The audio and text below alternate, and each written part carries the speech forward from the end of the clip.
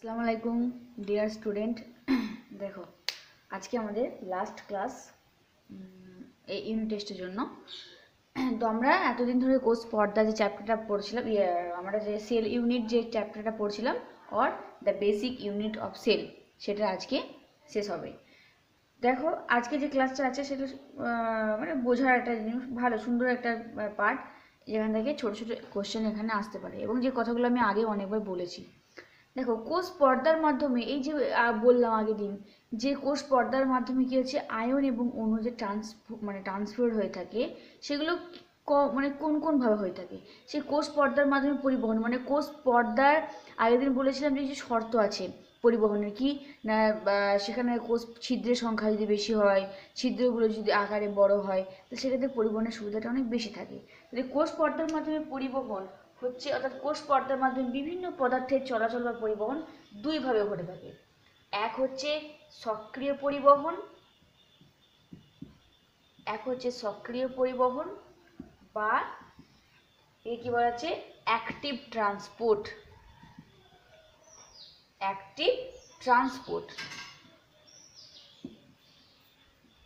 ওকে, আর দুই হচ্ছে নিষ্ক্রিয়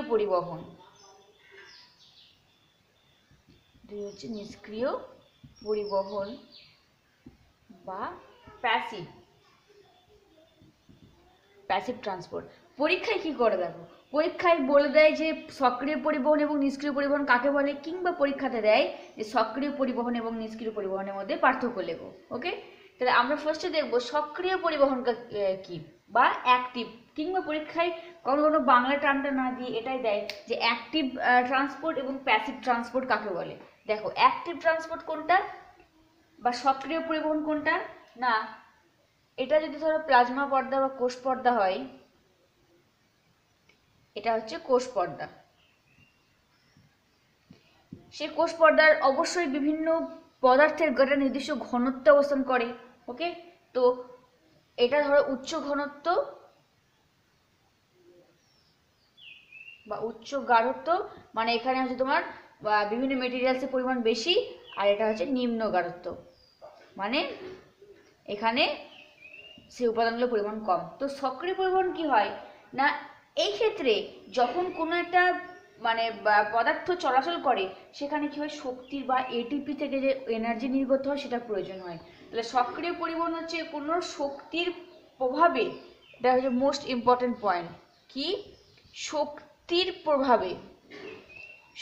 প্রভাবে যখন নিম্ন ঘনত্ব থেকে উচ্চ ঘনত্বের দিকে যখন কোনো কিছু মানে পৌঁছায়, অর্থাৎ পদার্থের অণুগুলো শক্তির প্রভাবে যখন প্লাজমা পর্দা বা কোষ পর্দার মধ্যে নিম্ন গাঢ়ত্ব থেকে উচ্চ গাঢ়ত্বের স্থানের দিকে চলাচল করে, তখন তাকে বলা যায় সক্রিয় পরিবহন বা অ্যাক্টিভ ট্রান্সপোর্ট। ক্লিয়ার? এই জিনিসটা ইম্পর্টেন্ট, এইটা আর পরিবহনটা। শক্তি অবশ্যই দরকার হচ্ছে, তাহলে তার সক্রিয় পরিবহনে কিসের প্রয়োজন হয়, শক্তির প্রয়োজন হয়। আর আমরা একটু পরেই দেখব নিষ্ক্রিয় পরিবহনে শক্তির প্রয়োজন হয় না। তাহলে শক্তির প্রভাবে নিম্ন গাঢ়ত্ব থেকে উচ্চ গাঢ়ত্ব থেকে পদার্থের অণুগুলো যখন প্লাজমা পর্দার মধ্যে চলাচল করে, তখন সে প্রক্রিয়াটাকে বলা যায় সক্রিয় পরিবহন। ওকে, আর এই সক্রিয় পরিবহনে এটিপি থেকে নির্গত শক্তি হচ্ছে কি না, এটিপি থেকে নির্গত শক্তি এই প্রক্রিয়াটাকে, অর্থাৎ নিম্ন গাঢ়ত্ব থেকে উচ্চ গাঢ়ত্বে চলাচল করতে অণুগুলোকে সাহায্য করে, একে বলা হচ্ছে সক্রিয় পরিবহন। ওকে, আরেক ধরনের পরিবহন কি বললাম, নিষ্ক্রিয় পরিবহন বা প্যাসিভ ট্রান্সপোর্ট। এইখানে দেখো এই প্যাসিভ ট্রান্সপোর্টের ক্ষেত্রে মনে রাখবে যে এখানে শক্তির প্রয়োজন হয় না, অর্থাৎ শক্তির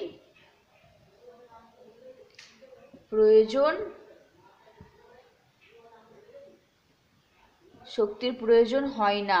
ওকে, তাহলে ভাবো, আর এটা কি হয়ে থাকে, উল্টোটা, এটা হচ্ছে উচ্চ গাঢ়ত্ব থেকে নিম্ন গাঢ়ত্বের দিকে। তাহলে পার্থক্যটা খুব ইজিলি করা যাবে 2 মার্কসের জন্য। তাহলে সব নিষ্ক্রিয় পরিবহন হচ্ছে যে যখন কোনো পদার্থের অণু চলাচল করে তখন জৈব শক্তির প্রভাব ছাড়াই, মানে এই এটিপি বা শক্তির প্রয়োজন হয় না, এই শক্তি ছাড়াই কি করে পদার্থের আয়নগুলো উচ্চ গাঢ়ত্ব থেকে নিম্ন গাঢ়ত্বের দিকে যখন কি করে চলাচল করে, তখন সেটাকে বলা হচ্ছে নিষ্ক্রিয় পরিবহন। যেমন নিষ্ক্রিয় পরিবহন কি কি হয়, কি ব্যাপন, এগুলো আমরা ব্যাখ্যা করব, অভিস্রাবণ, তাহলে এর পার্থক্যটা করে রাখবে, অ্যাক্টিভ প্যাসিভ ট্রান্সপোর্ট ইংলিশ টার্মটা মনে রাখবে, পার্থক্যটা করে রাখবে, সংজ্ঞাটা করে রাখবে। ব্যাপন, অভিশ্রাবণ, পরিশ্রাবণ, এগুলো হচ্ছে নিষ্ক্রিয় পরিবহনের পদ্ধতি। ব্যাপনের মাধ্যমে নিষ্ক্রিয় পরিবহন হয় যেখানে শক্তি প্রয়োজন পড়ে না, অভিশ্রাবণে তাই, ওটা হচ্ছে পরিশ্রাবণ। আচ্ছা, আর হচ্ছে ডায়ালিসিস। ওকে, এগুলো মনে রাখো। তাহলে বেসিক পার্থক্য হচ্ছে যে নিষ্ক্রিয় পরিবহনে শক্তির প্রয়োজন হয় না, আর সক্রিয় পরিবহনে শক্তির প্রয়োজন হয়। নিষ্ক্রিয় পরিবহনে উচ্চ ঘনত্ব থেকে নিম্ন ঘনত্ব থেকে পদার্থের অণুগুলি চলাচল করে প্লাজমা পর্দার মধ্যে, আর সক্রিয় পরিবহনে নিম্ন গাঢ়ত্ব থেকে উচ্চ গাঢ়ত্বের দিকে পদার্থের অণুগুলো চলাচল করে। এই হচ্ছে পার্থক্যটা করে রেখো। এই যে বললাম যে নিষ্ক্রিয় পরিবহনের মাধ্যম হচ্ছে ব্যাপন। তাহলে ব্যাপন একটা কি ছোট্টবেলা থেকে শোনা আছে ক্লাস সেই অনেক আগে থেকে, যে ঘরের যদি একটা কোণাতে যদি ধূপ জ্বালানো হয় তাহলে দেখা যাবে যে সেই ধূপের গন্ধটা ঘরের বাড়ির অন্য প্রান্তে গিয়েও আমরা পেয়ে থাকি। অর্থাৎ উচ্চ মানে ঘনত্ব থেকে যখন নিম্ন ঘনত্বের দিকে যখন কি করছে অণু চলাচল করে তখন সেটাকে বলা হচ্ছে ব্যাপন। দেখো তাহলে কি বললাম, ব্যাপন মানে আমরা জানি যে উচ্চ মানে অর্থাৎ বেশি ঘনত্ব থেকে দ্রবণের অণুগুলো কি করছে না কম ঘনত্বের দিকে যখন চলে যায় তখন তাকে বলা হচ্ছে ব্যাপন, তাই না? ঘরের একটা কোণায় যদি ধূপ জ্বালানো হয় তা আমরা অপর প্রান্তে গিয়ে সেন্ট পাচ্ছি, এটা কি মাধ্যমে ঘটে? ব্যাপন প্রক্রিয়ার মাধ্যমে ঘটে। তোমরা আগে পড়েছো এটা। এবং তারা পরস্পর সঙ্গে সমঘনত্বে পরিণত হয় তখন সেটাকে বলা হচ্ছে ব্যাপন। ওকে, এই যে প্লাজমা পর্দার মধ্যে ব্যাপন পদ্ধতি অণুগুলো তাদের কার উপর নির্ভর করে? গাঢ়ত্ব এবং নতিমাত্রার উপর নির্ভর করে। তাহলে ব্যাপনের অণুগুলো কার উপর নির্ভর করে? দেখো, ব্যাপন পদ্ধতির অণুগুলো, এটা মনে রাখবে, অণুগুলো কার উপর নির্ভর করে না ব্যাপন যে পদ্ধতি সেই পদ্ধতি নির্ভর করে অণুগুলির গাঢ়ত্ব ও তড়িৎ নতিমাত্রার উপর নির্ভর করে।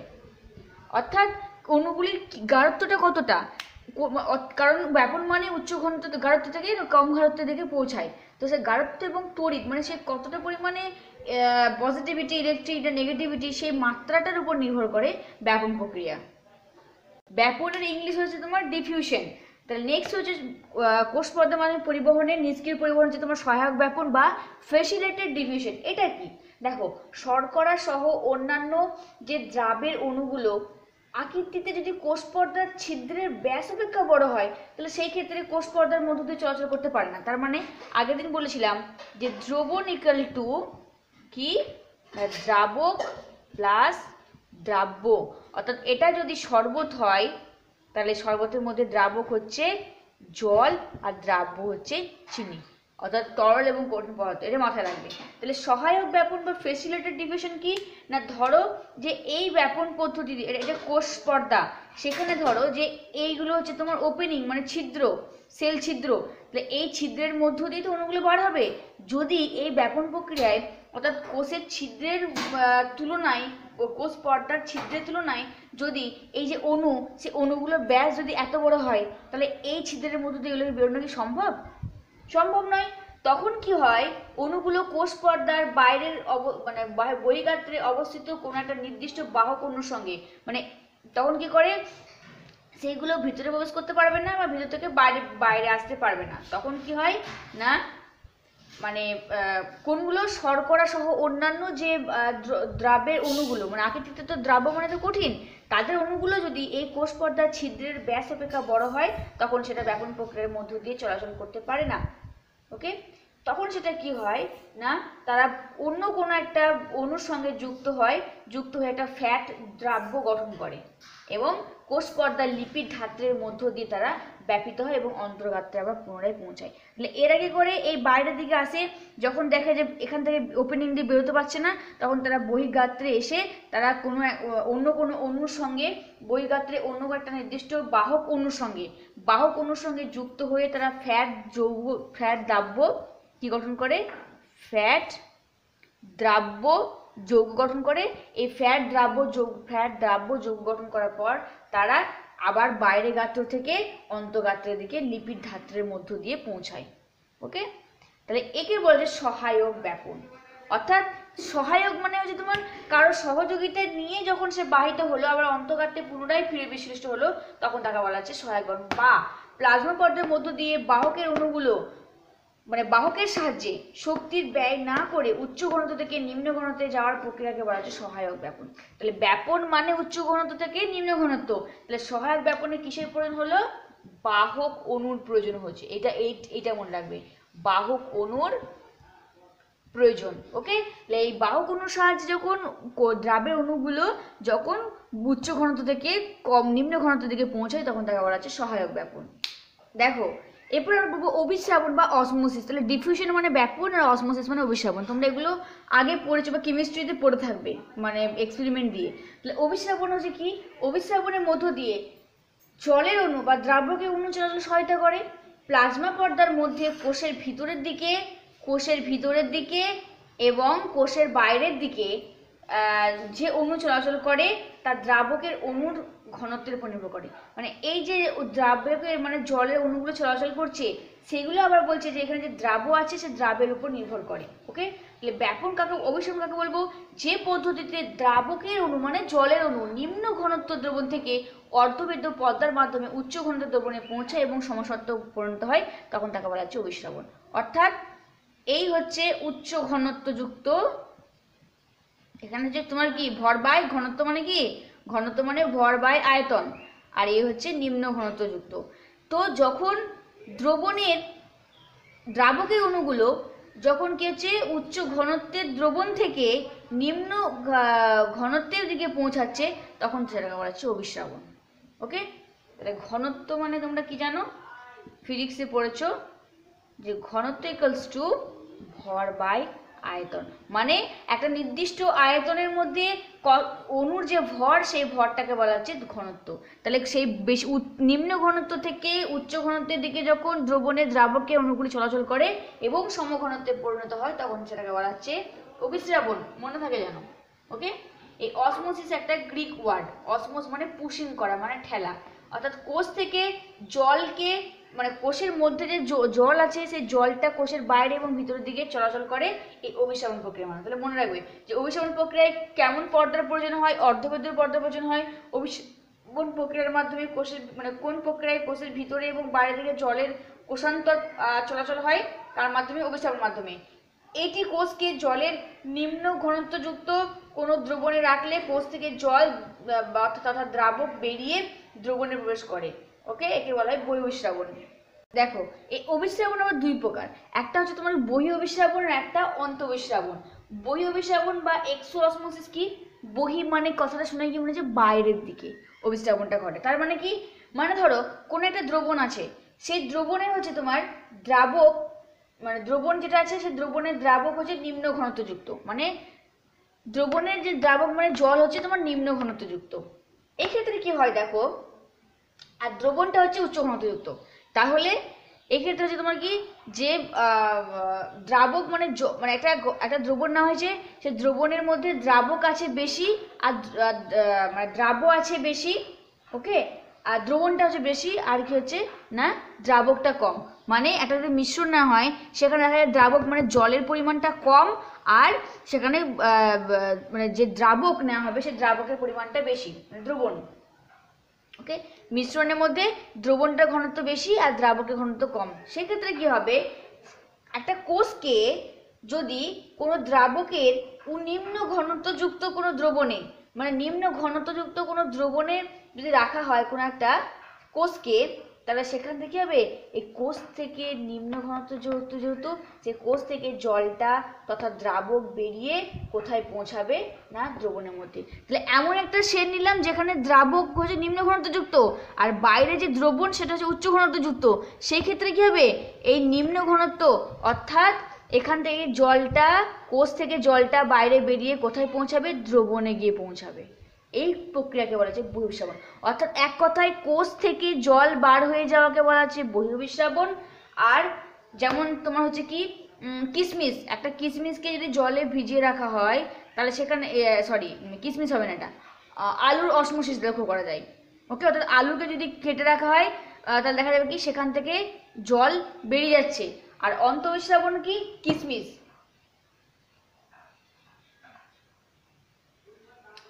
একটা ফোলা কিশমিশকে যদি শরবতে রাখা হয় তাহলে ধীরে ধীরে মানে শুকানো হয়, তাহলে শুকালে কি হবে, সেখানে জল বেরোচ্ছে, তাহলে কোষ যখন চিপসে যায় তখন সেটা কি হচ্ছে? বহিঃস্রাবণ। আর অন্তঃস্রাবণ হচ্ছে কি না, এই ক্ষেত্রে কোষের দ্রাবকের যদি ঘনত্ব উচ্চ হয়, মানে কোষকে যেখানে রাখবো সেই দ্রাবকের ঘনত্ব যদি উচ্চ হয় তাহলে কি হচ্ছে, এই উচ্চ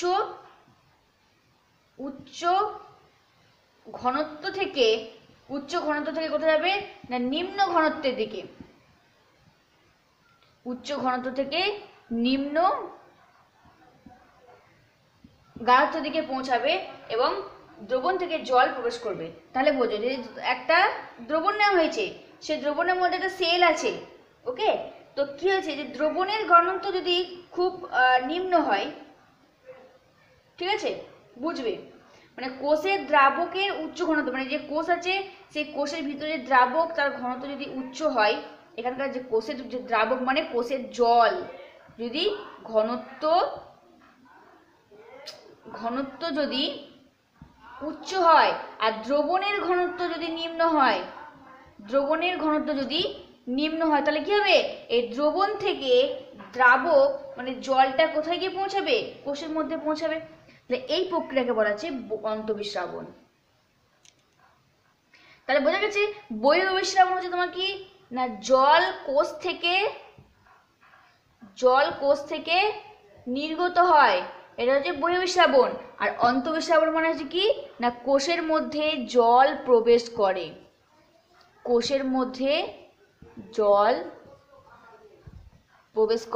সেটা হচ্ছে অন্তঃস্রাবণ। একটা কিশমিশকে যদি রেখে দেওয়া হয় একটা দ্রবণের মধ্যে, চিনির দ্রবণের মধ্যে, তাহলে কি দেখা যাবে, কিশমিশটার মধ্যে ধীরে ধীরে জল প্রবেশ করে এবং কিশমিশটা ফুলে ওঠে, তাহলে এটা হচ্ছে অন্তঃস্রাবণ। আর বহিঃস্রাবণ, তুমি যদি আরবিসিকে, লোহিত রক্তকণিকাকে যদি একটা নির্দিষ্ট মাত্রায় রাখা হয় তাহলে দেখা যাবে লোহিত রক্তকণিকার ক্ষেত্রে হিমোলাইসিস ঘটে, মানে সেটা আস্তে আস্তে সেখান থেকে সবকিছু বেরিয়ে যায়, নির্গত হয়। ওকে, তাহলে বহিঃস্রাবণের ফলে কোষ চুপসে যাচ্ছে আর অন্তঃস্রাবণের ফলে কোষটা ফুলে উঠছে। যেমন কিশমিশকে রাখলে কি হবে, অন্তঃস্রাবণ ঘটবে। আর আলুর ক্ষেত্রে কি ঘটে, আলুকে কেটে রাখলে আলু থেকে দেখবে জলটা ধীরে ধীরে বের হয়ে যাচ্ছে। লোহিত রক্তকণিকার ক্ষেত্রে কি হয়, মানে ভেঙে যায়, অর্থাৎ কোষের মধ্যে যখন মানে আরবিসির মধ্যে যদি প্রচুর পরিমাণে জল প্রবেশ করে তাহলে কি হবে, ধীরে ধীরে মানে যদি আরবিসির মধ্যে যদি মানে দ্রাবকের ঘনত্ব যদি বেশি হয় আর বাইরের দ্রবণের ঘনত্ব কম হয়, তাহলে দ্রবণ থেকে জল আরবিসিতে প্রবেশ করবে। আরবিসিতে প্রবেশ করলে কি হবে, একসময় সাইজটা এত বড় হবে যে সেটা লাইসিস মানে হিমোলাইসিস ঘটে, অর্থাৎ আরবিসি ব্রেক করে, আরবিসি ভেঙে যায়। তাহলে বহিঃস্রাবণ এবং অন্তঃস্রাবণটা পড়ে রাখবে। একটা কোষ থেকে জল বাইরে বেরোচ্ছে, একটা বাইরে থেকে জল, দ্রবণ থেকে জল কোষের মধ্যে প্রবেশ করছে। ওকে, কেন জল বাইরে প্রবেশ করছে, কারণ কোষের মধ্যে যে জল অত সেই জলের ঘনত্ব কম আর বাইরের দ্রবণের ঘনত্ব বেশি, তাই কম ঘনত্ব থেকে বেশি ঘনত্ব দিকে। আর অন্তঃস্রাবণ প্রক্রিয়া হচ্ছে তোমার সেলের মধ্যে যদি দ্রাবকের পরিমাণ যদি উচ্চ হয় আর দ্রবণ যদি নিম্ন হয় তাহলে সে নিম্ন ঘনত্ব থেকে উচ্চ ঘনত্ব দিকে প্রবেশ করে, এটাকে বলা হচ্ছে অন্তঃস্রাবণ। পরিস্রাবণ বা ফিল্টারেশন কি, অর্থাৎ যে প্রক্রিয়ায় দ্রাব এবং দ্রাবকের অণুগুলো প্লাজমা পর্দার উচ্চচাপ অঞ্চল থেকে নিম্নচাপ অঞ্চলের দিকে যায়। এক্ষেত্রে কি দ্রাব প্লাস দ্রাবকের অণুগুলো যখন কি হচ্ছে না উচ্চ ঘনত্ব থেকে নিম্ন ঘনত্বের দিকে যায়, উচ্চ ঘনত্ব থেকে যখন নিম্ন ঘনত্ব দিকে যাচ্ছে তখন সেটাকে বলছে পরিস্রাবণ। ওকে, ডায়ালিসিস, তোমরা এই টার্মটা শুনেছো না, ডায়ালিসিস, যে প্রক্রিয়ায় প্লাজমা পর্দার মাধ্যমে প্রোটিনের ক্ষুদ্র ক্ষুদ্র অণুগুলি অপেক্ষা বড় অণুগুলি থেকে পৃথকিত হয় তখন তাকে বলে ডায়ালিসিস। অনেক রোগীকে, মুমূর্ষু রোগীকে ডায়ালিসিস করা হয়। তাহলে ডায়ালিসিস মানে কি বললাম, যে প্লাজমা পর্দার মাধ্যমে প্রোটিনের ছোট ছোট অণুগুলো অপেক্ষাকৃত বড় অণু থেকে পৃথক করার পদ্ধতিকে বলা যায় ডায়ালিসিস। ওকে, এটা কোষ পর্দার মধ্যে হয়ে থাকে। এরপরে যেটা পড়বো একটা সুন্দর জিনিস, যেটা হচ্ছে মাথায় রাখবে, কি এন্ডোসাইটোসিস। এন্ডোসাইটোসিস, ওকে, এটা মনে রাখো। দেখো এন্ডোসাইটোসিস কি, এটা হচ্ছে তোমার যখন কোনো বাইরের বহিরাগত দানা, ধরো এটা কোনো বহিরাগত দানা, বহিরাগত দানা সেটা কি হতে পারে না তরল হতে পারে আর কঠিন হতে পারে। তাহলে যখন কোনো বহিরাগত দানা সেটা তরল কিংবা কঠিন প্লাজমা পর্দার মধ্যে কি হয় না প্লাজমা পর্দা ইনভ্যাজিনেশন মানে ভাঁজপ্রাপ্ত হয়ে এর কোষের মধ্যে প্রবেশ গৃহীত হয় তাকে বলা হচ্ছে এন্ডো। এন্ডো মানে ভিতরের দিকে। তাহলে কাকে বলবো প্লাজমা পর্দার মধ্যে যখন বহিরাগত কোনো খাদ্যবস্তু বা কোনো জীবাণু তরল কিংবা কঠিন সেটা প্লাজমা পর্দার মাধ্যমে কোষের মধ্যে গৃহীত হয়, এই পদ্ধতিটাকে বলা হচ্ছে এন্ডোসাইটোসিস। ওকে, মনে রেখো। এই এন্ডোসাইটোসিস আবার দুই প্রকারের, এক হচ্ছে কি না পিনোসাইটোসিস, একটা হচ্ছে পিনোসাইটোসিস। ওকে, এই পিনোসাইটোসিস একটা গ্রিক শব্দ, যার একটা গ্রিক শব্দ পিনকিন মানে টু ড্রিঙ্ক, পান করা। মনে রেখো, তাহলে পরীক্ষা আসতে পারে হোয়াট ইজ পিনোসাইটোসিস, পিনোসাইটোসিস কাকে বলে, ফ্যাগোসাইটোসিস কাকে বলে, এটা ইম্পর্টেন্ট, এটা মাথায় রাখবে।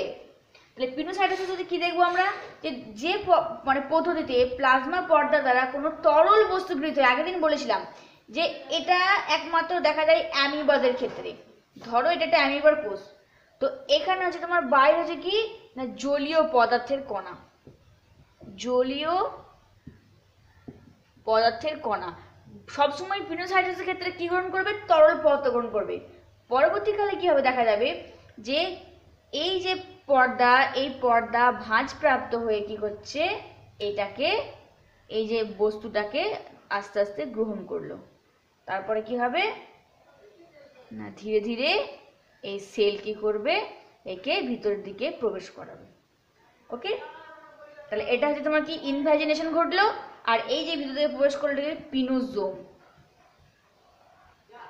বুঝো, তাহলে পিনোসাইটোসিস কি বললাম, যে পদ্ধতিতে প্লাজমা পর্দার মাধ্যমে তরল বস্তু, মাইন্ডেড তরল বস্তু গৃহীত হয়। তরল বস্তু কি হচ্ছে না যখন গৃহীত হয় তখন তাকে বলা যায় পিনোসাইটোসিস বা কোষপান, টু ড্রিঙ্ক, সেল ড্রিঙ্কিং, কোষপান। তাহলে গৃহীত তরল যে গহ্বরে অবস্থান করছে সেই গহ্বরটাকে বলা হচ্ছে পিনোসাইটিক গহ্বর। মানে এই যে বস্তুটা তরল বস্তু যে কোষের যে অঞ্চলটাতে অবস্থান করছে তাকে বলা হচ্ছে পিনোসাইটিক গহ্বর বলা হয়। ওকে, বা পিনোজোম বলা হচ্ছে। দেখো বাইরে জলীয় বস্তু সেটা কোষের কাছে আসবে, সেল মেমব্রেন ইনভ্যাজিনেশন মানে ভাঁজপ্রাপ্ত হয়ে ফোল্ড হয়ে এভাবে ভিতর দিকে তাকে ঢুকিয়ে নেবে, প্রবেশ করালো, প্রবেশ করার পর যে অঞ্চলের মধ্যে সেটাকে গহ্বর সৃষ্টি হয় রাখে তাকে বলা যায় পিনোজোম। হোয়াট ইজ পিনোজোম না পিনোসাইটোসিস পদ্ধতিতে যখন কোনো জলীয় পদার্থকে কোষ ইনভ্যাজিনেশন বা ভাঁজপ্রাপ্ত হয়ে তার নিজের মধ্যে প্রবেশ করায় এবং যে গহ্বর সৃষ্টি করে তখন তাকে বলা যায় পিনোজোম। এটা কোথায় তাহলে বোঝা গেছে পিনোজোম কি? আচ্ছা, এটা কোথায় দেখা যায়? বিজ্ঞানী এডওয়ার্ড, এটা লিখবে, বিজ্ঞানী এডওয়ার্ড তিনি অ্যামিবার কোষে প্রথম পিনোসাইটোসিস লক্ষ্য করেন। বিজ্ঞানী এডওয়ার্ড অ্যামিবার কোষে তিনি প্রথম পিনোসাইটোসিস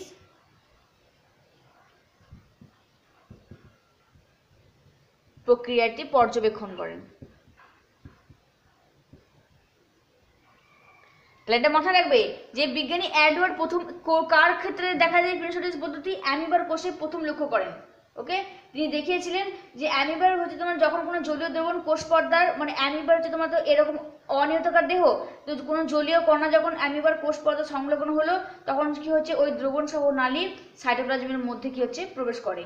ওকে, একে বলা হচ্ছে পিনোসাইটোসিস। আর পিনোজোম কি, যখন জলীয় বস্তু বা তরল পদার্থ কোষের মধ্যে প্রবেশ করলো এবং সেখানে যে অঞ্চল তৈরি হয় তাকে বলা হচ্ছে পিনোজোম। দেখো, আর ফ্যাগোসাইটোসিস মানে কি, এটাও হচ্ছে তোমার কোষের মধ্যে প্রবেশ করানোর একটা পদ্ধতি। ফ্যাগোসাইটোসিস মানে কঠিন পদার্থ। তাহলে যে প্রক্রিয়ায় প্লাজমা পর্দা দ্বারা কোনো কঠিন বস্তু, এটা মনে রাখবে, কোনো কঠিন বস্তু গৃহীত হয়। তাহলে পিনোসাইটোসিসের মধ্যে পার্থক্য, পিনোসাইটোসিসে তরল বস্তু গৃহীত হয় আর ফ্যাগোসাইটোসিসে কঠিন বস্তু ব্যবহৃত হয়। এটা ধরো কোষ, কোষের বাইরে থাকা কোনো জীবাণু হতে পারে বা কোনো কঠিন বস্তু, এটা যে কঠিন পদার্থের কণা। ধীরে ধীরে কি হবে, এই প্লাজমা পর্দা ধীরে ধীরে এইভাবে ইনভ্যাজিনেশন বা ভাঁজপ্রাপ্ত হয়ে, এটাকে এখানে প্রবেশ করাবে। এটা কি ইনভ্যাজিনেশন। ইনভ্যাজিনেশন মানে কি, ভাঁজপ্রাপ্ত হয়ে প্রবেশ করাবে। ওকে, তাহলে এটা মাথায় রাখবে। কোষ পর্দার ইনভাজিনেশন, কোষ পর্দা ভাঁজপ্রাপ্ত হয়ে এটাকে প্রবেশ করাবে, তারপরে সেটা কোষের মধ্যে গিয়ে সেটা কি তৈরি করবে, যে অঞ্চল তাকে বলা যায় ফ্যাগোজোম। এটা আমরা আগেও পড়েছি। তাহলে ফ্যাগোজোম কি না, ফ্যাগোসাইটোসিস পদ্ধতিতে যখন কঠিন বস্তু কোষের মধ্যে প্রবেশ করে যে অঞ্চল বা যে জায়গাটা তৈরি করে আর যে গহ্বর তৈরি করে তখন তাকে বলা হচ্ছে ফ্যাগোজোম। তো এই ফ্যাগোসাইটোসিস পদ্ধতিতে কি হয়, জীবাণুকে আত্মসাৎ করে। আগের দিনে আমরা পড়েছি যে এই পদ্ধতিতে সাহায্যে কি হয়ে থাকে, জীবাণু ধ্বংসপ্রাপ্ত হয়ে থাকে। ডেসমোজোম যেটাকে আমরা বললাম, ডায়াবেটিস যেটাকে বলা হয় ডায়াবেটিস। তো যে প্রক্রিয়ায় প্লাজমা পর্দা দ্বারা কোনো কঠিন বস্তু বা খাদ্যকণা বা জীবাণু, সেটা এটা হতে পারে জীবাণু কি করছে না, যখন কোষে গৃহীত হচ্ছে তাকে বলা যায় ফ্যাগোসাইটোসিস। এবং এক কোষ কাদের দেখা যায়, এক কোষী অ্যামিবা, শ্বেতকণিকা, অ্যামিবোসাইট কোষে লক্ষ্য করা যায়। অ্যামিবার এই পদ্ধতিতে খাদ্য গ্রহণ করে, তাহলে কোনো খাদ্যর সঙ্গে তারা সংলগ্ন হয় এবং তাকে ইনভাজিনেশন ফোল্ডের মাধ্যমে দেহে প্রবেশ করায় কে, অ্যামিবা। তাহলে অ্যামিবা কোন পদ্ধতির মাধ্যমে খাদ্য গ্রহণ করে, ফ্যাগোসাইটোসিস না পিনোসাইটোসিস, ফ্যাগোসাইটোসিস পদ্ধতির মাধ্যমে। শ্বেতকণিকা এই পদ্ধতিতে জীবাণু ধ্বংস করে, আগের দিনই বলেছি, এবং মৃত কোষকে আত্মসাৎ করে। এই পদ্ধতিতে কোনো কঠিন বস্তুর সংলগ্ন তাকে ইনভাজিনেশন এবং যে গহ্বর সৃষ্টি করে তাকে ফ্যাগোজোম বলে। ক্লিয়ার? তাহলে এই যে কঠিন বস্তু যখন ইনভাজিনেশন বা ভাঁজপ্রাপ্ত হয়ে যখন কোষ তার নিজের মধ্যে প্রবেশ করালো এবং যে গহ্বর বা যে অঞ্চলের মধ্যে এই বস্তুটা জমা হয় তাকে বলা হচ্ছে ফ্যাগোজোম। কোথায় কোথায় দেখা যায়, অ্যামিবা, শ্বেতকণিকা, স্পঞ্জের অ্যামিবোসাইট কোষে এবং এটা হচ্ছে মিক্সকোমাইসিটিস নামক উদ্ভিদের ক্ষেত্রে লক্ষ্য করা যায়। ওকে, বানানটা বলে দিচ্ছি, ময়হসি কয়দন্ত সহায়কা ময়কা হর্ষই সয়াসি টয়সিস। ওকে, মিক্সকোমাইসিটিস নামক উদ্ভিদের ক্ষেত্রে ফ্যাগোসাইটোসিস। তাহলে পরীক্ষায় কিন্তু যদি ফ্যাগোসাইটোসিস পিনোসাইটোসিস আমি রিকোয়েস্ট করছি ডায়াগ্রাম মাস্ট দেবে। ফ্যাগোসাইটোসিস এবং পিনোসাইটোসিসের মধ্যে পার্থক্য বললে সুন্দর করে পয়েন্ট লিখবে এবং ডায়াগ্রাম দেবে, ডায়াগ্রাম মাস্ট চাই, তবে জিনিসটা সুন্দরভাবে মানে একদম চোখের সামনে ভেসে উঠবে। দেখো ফ্যাগোসাইটোসিস ক্ষেত্রে কি হয়, আমরা জানি যে এই যে কোষের শ্বেত কণিকা, এটা হচ্ছে শ্বেতকণিকা। ওকে, এটা হচ্ছে কোষ পর্দা। তো এই শ্বেতকণিকার আমরা জানি শ্বেতকণিকার কাজ কি, জীবাণু ধ্বংস করা। তো বাইরে থেকে ধরো এটা ব্যাকটেরিয়া, এটা হচ্ছে ব্যাকটেরিয়া। কি হচ্ছে না, যখন এই শ্বেত রক্তকণিকা কোষ পর্দার কাছাকাছি আসে তখন কি হয়, সেই ব্যাকটেরিয়াকে গ্রাস করে। কি করে না, দেখো এই যে হলো ক্ষণপদ সৃষ্টি হলো, এই যে মাংসের মতো অংশটা বাড়ে ইনভাজিনেশনের মাধ্যমে ক্ষণপদ বলছে, আর এটা হচ্ছে তোমার কি, ব্যাকটেরিয়াকে ধীরে ধীরে ধীরে ধীরে গ্রাস করে ফেলবে কে, শ্বেত রক্তকণিকা। ওকে, তারপরে কি হয় দেখো বোঝো, শ্বেত রক্তকণিকার কোষ পর্দা যখন ব্যাকটেরিয়া এসে আক্রমণ করে, কোষ পর্দা ইনভাজিনেশনের মাধ্যমে ব্যাকটেরিয়াকে গ্রাস করে ফেলে। ব্যাকটেরিয়াকে গ্রাস করার পর যে জায়গাটাতে অবস্থান করছে তাকে ফ্যাগোজোম গঠন বলছি। অর্থাৎ যখন অ্যাকচুয়ালি সেই জীবাণু সহ শ্বেত রক্তকণিকাকে বলছি ফ্যাগোজোম, বা প্লাজমা পর্দাকে বলছি ফ্যাগোজোম। আর কি হয়, এই ফ্যাগোজোমের চারিপাশে লাইসোজোম নামক উৎসেচক, যেটা শ্বেতকণিকায় বর্তমান থাকে, আগে পড়েছি, সেই লাইসোজাইম উৎসেচক ফ্যাগোজোমের সঙ্গে যুক্ত হয়। ফ্যাগোজোম মানে কি না, এই ব্যাকটেরিয়া যুক্ত প্লাজমা পর্দাকে বলছি ফ্যাগোজোম। তাহলে এই লাইসোজোম যখন এই ফ্যাগোজোমের চারিপাশে জড়ো হয় এবং কি করে, সে ব্যাকটেরিয়াকে ভেঙে টুকরো টুকরো করে দেয়। দেখতে পাচ্ছ, এই ব্যাকটেরিয়াকে যখন ভেঙে টুকরো টুকরো করছে, এই ফ্যাগোজোম সহ যে লাইসোজোমকে বলা হচ্ছে ফ্যাগোলাইসোজোম। ক্লিয়ার? তাহলে প্রথমে হলো তোমার ইনভাজিনেশনের মাধ্যমে প্রবেশ করালো, তারপরে লাইসোজোম ওই ব্যাকটেরিয়াকে আস্তে আস্তে ব্যাকটেরিয়াকে ধ্বংসপ্রাপ্ত করে, মানে ধ্বংস মানে কি, ভেঙে টুকরো টুকরো করে দেয়, যাকে লাইসিস বলা হচ্ছে। এবং সেই ফ্যাগোজোম সহ টুকরো টুকরো মানে লাইসোজোমের মধ্যে থাকা টুকরো টুকরো ফ্যাগোজোমগুলোকে বলা হচ্ছে ফ্যাগোলাইসোজোম। এইভাবে কি করে না, শ্বেত রক্তকণিকার ব্যাকটেরিয়াকে ধ্বংস করে। দেখো এন্ডোসাইটোসিস আমরা দুই রকম বললাম, একটা বললাম কি না পিনোসাইটোসিস, ফ্যাগোসাইটোসিস, আর এক্সোসাইটোসিস হচ্ছে কি, তাহলে এক্সো মানে হচ্ছে তোমার বাইরের দিকে, তার মানে কোনো নিঃসরণকারী কোষ থেকে যখন কোনো পদার্থ মানে উৎসেচক হরমোন নিঃসৃত হয়ে কোষের বাইরে আসে তখন তাকে বলা হচ্ছে এক্সোসাইটোসিস। অর্থাৎ কোষের থেকে যখন বাইরের দিকে কোনো উৎসেচক হরমোন নিঃসৃত হয়ে কোষের বাইরে আসে তখন তাকে বলা যায় এক্সোসাইটোসিস। আর এন্ডো মানে কোষের ভিতরে প্রবেশ করানো, আর এক্সো মানে উৎসেচক হরমোনকে কোষের বাইরে বের করে দেওয়া, তাকে বলা যায় এক্সোসাইটোসিস। দেখো তাহলে এক্সোসাইটোসিস মানে বললাম বিভিন্ন হরমোন উৎসেচক এইগুলো নিঃসৃত হয়ে কোষের বাইরে আসে। আর এমিওসাইটোসিস বা কোষ উদ্গীরণ এটা এন্ডোসাইটোসিসের বিপরীত প্রক্রিয়া।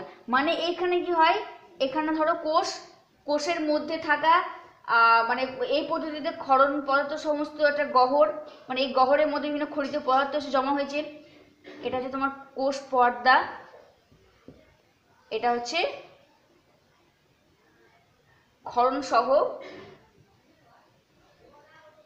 ক্ষরণ গহ্বর সহ পদার্থ, ক্ষরণ গহ্বর সহ পদার্থ। এন্ডোসাইটোসিসের বিপরীত, মানে এখানে হচ্ছে কি কোষের মধ্যে যখন একটা গহ্বরের মধ্যে পদার্থগুলো জমা হওয়ার পর কি হয়, ধীরে ধীরে ধীরে ধীরে তারা এই প্লাজমা পর্দার একদম কাছে এসে সরে আসে। তারপরে কি হয়, এরা কোষ পর্দার কাছে যখনই সংলগ্ন হয় তখন এই গহ্বরটা ফেটে গিয়ে এই পদার্থগুলো এইভাবে নিক্ষিপ্ত হয়ে যায় প্লাজমা পর্দার কাছে। তারপরে প্লাজমা পর্দা আসার পর তখন গহ্বর মধ্যস্থ পদার্থটি কি হচ্ছে না, কোষ একে এইভাবে কি হচ্ছে না বাইরের দিকে নিক্ষেপ করে দেয় পদার্থ।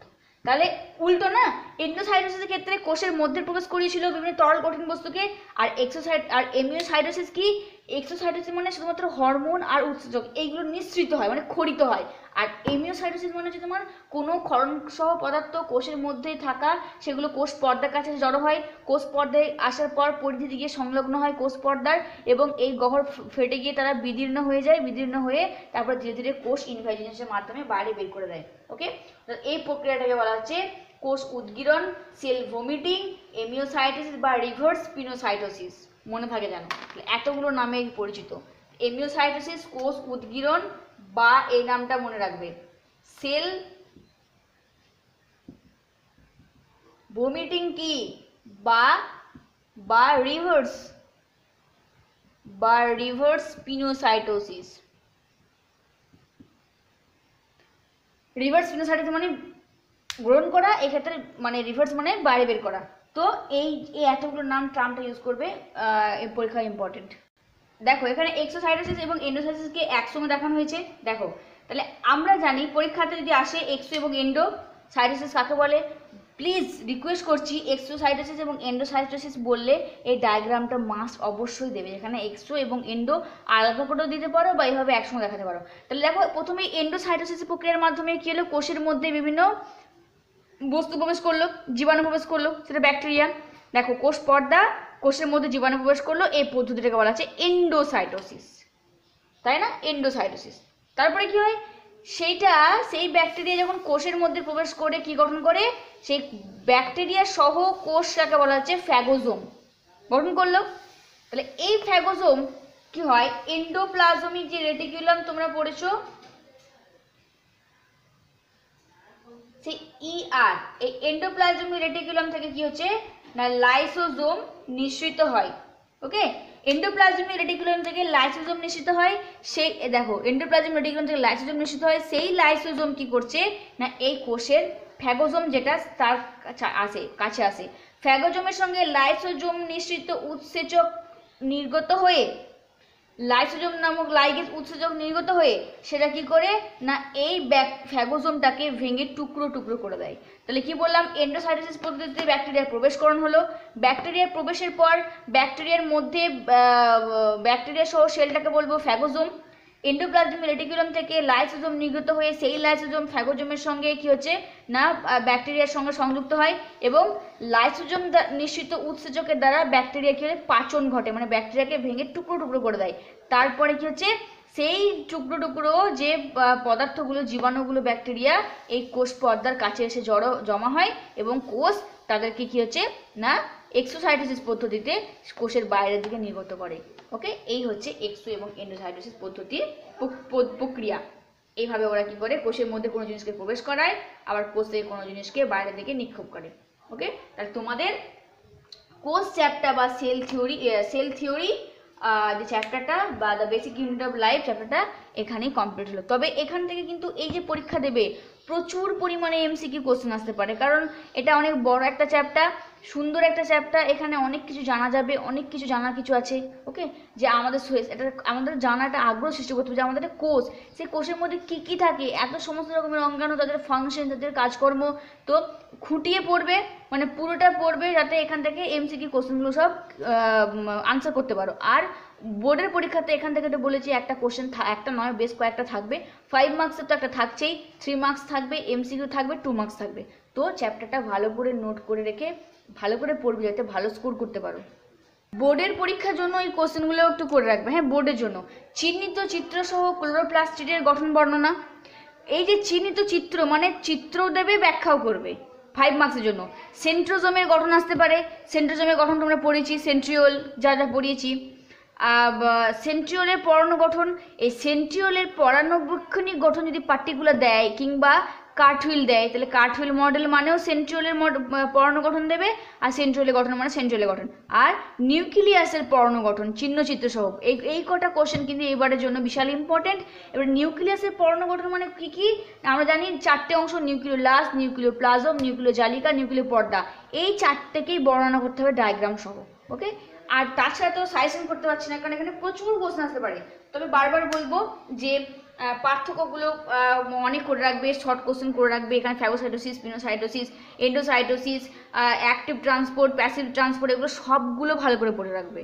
অর্থাৎ প্লাজমা পর্দা, কোষ পর্দার আমি যা কিছু পড়িয়েছি সেখান থেকে 2 মার্কসের জন্য একটা মানে বেশ কয়েকটা কোশ্চেন 100% কমন পাবে। দেখো, এন্ডোসাইটোসিস, এন্ডোসাইটোসিস, এক্সোসাইটোসিসের মধ্যে পার্থক্য, পিনোসাইটোসিস আর ফ্যাগোসাইটোসিসের মধ্যে পার্থক্য, এটা করে রেখো। দেখো, তাহলে সক্রিয় পরিবহন, নিষ্ক্রিয় পরিবহনের পার্থক্য, পিনোসাইটোসিস, ফ্যাগোসাইটোসিসের মধ্যে পার্থক্য, আর এন্ডোসাইটোসিস এবং এক্সোসাইটোসিসের মধ্যে পার্থক্য।